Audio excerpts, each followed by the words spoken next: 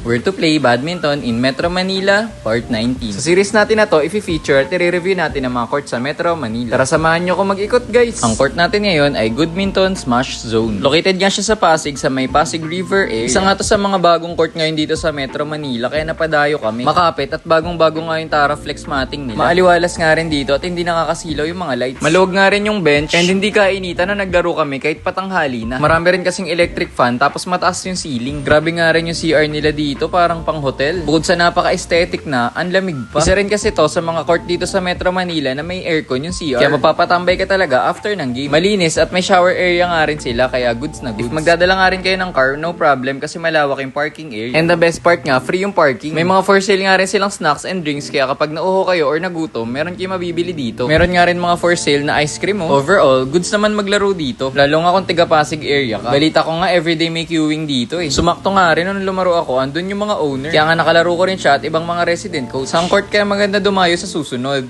Comment down below!